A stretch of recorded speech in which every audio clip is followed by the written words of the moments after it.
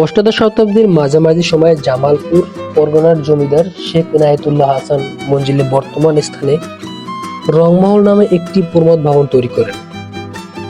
পরবর্তীতে তার পুত্র শেখ মতিউল্লাহ রংমহলটি ফরাসি বণিকদের কাছে বিক্রি করে দেন। বাণিজ্য কুঠি হিসাবে এটি দীর্ঘদিন পরিচিত ছিল। এরপর 1830-এ বেগম বাজারে বসবাসকারী নবাব আব্দুল গনির পিতা খাজা আলিমুল্লাহ এটি ক্রয় করে বসবাস শুরু করেন। এই বাসভবনকে কেন্দ্র করে Khwaja Abdul Gani Martin and company নামক একটি ইউরোপীয় নির্মাণ প্রকৌশলী প্রতিষ্ঠানকে দিয়ে একটি মাস্টার প্ল্যান তৈরি করান, যার প্রধান ইমারত ছিল হাসান মঞ্জিল। 1859 সালে নবাব আব্দুল গনি প্রাসাদটি নির্মাণ শুরু করেন, যা 1872 সালে সমাপ্ত হয়। তিনি তার পুত্র খাজা আহসানুল্লাহ নামানুসারে এর নামকরণ করেন হাসান মঞ্জিল।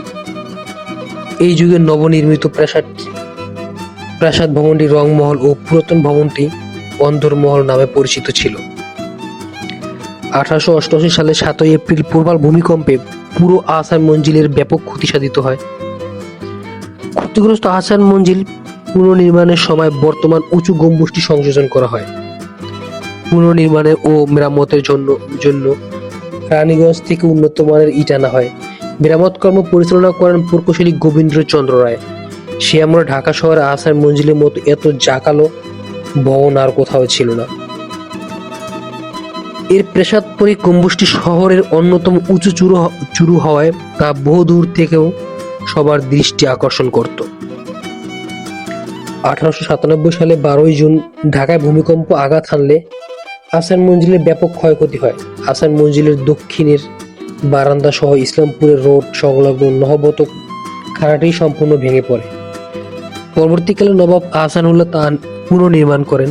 1952 সালে জমিদার উচ্ছেদ আইনের আওতায় ঢাকার নবাব এস্টেট সরকার অধিগ্রহণ করে, কিন্তু নবাবদের আবাসিক ভবন আহসান মঞ্জিল এবং বাগানবাড়ি সমূহ অধিগ্রহণের বাইরে থাকে। কালক্রমে অর্থভাবে নবাব পরিবারের প্রভাব প্রতিপত্তি ক্ষতি হওয়ার ফলে আহসান মঞ্জিলের রক্ষণাবেক্ষণ দূর হয়ে পড়ে।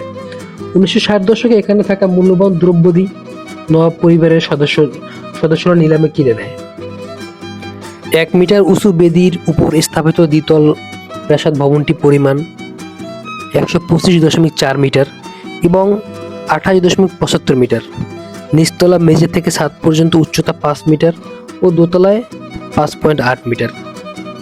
প্রাসাদের উত্তর ও দক্ষিণ দিকে একতলার সমান উঁচু করে গাড়ি বারান্দা। দক্ষিণের দিকে গাড়ি বারান্দার উপর দিয়ে দোতলা বারান্দা থেকে একটি সুবৃহৎ খোলা সিঁড়ি সম্মুখীনে বাগান দিয়ে নদীর ধার পর্যন্ত নেমে গেছে। সিঁড়ির সামনে একটি ফোয়ারা ছিল, যা বর্তমানে নেই। প্রাসাদের উভয় তলার উত্তর ও দক্ষিণ দিকে রয়েছে অর্ধবৃত্তাকার খিলান সহযোগে প্রশস্ত বারান্দা। বারান্দা ও কক্ষগুলো মেঝে মার্বেল পাথরের শোভিত। আহসান মঞ্জিল পুরান ঢাকার ইসলামপুরে কুমারটুলি এলাকায় বুড়িগঙ্গা নদীর তীরে অবস্থিত। এটি ছিল পূর্ব ঢাকার নবাবদের আবাসিক প্রাসাদ ও জমিদারি সদর কাছারি। বর্তমানে এটি জাদুঘর হিসেবে ব্যবহৃত হচ্ছে। আহসান মঞ্জিল কয়েকবার সংস্কার করা হয়েছে। সর্বশেষ সংস্কার করা হয়েছে অতি সম্প্রতি। এটি এখন বাংলাদেশের জাতীয় জাদুঘর কর্তৃক পরিচালিত একটি জাদুঘর।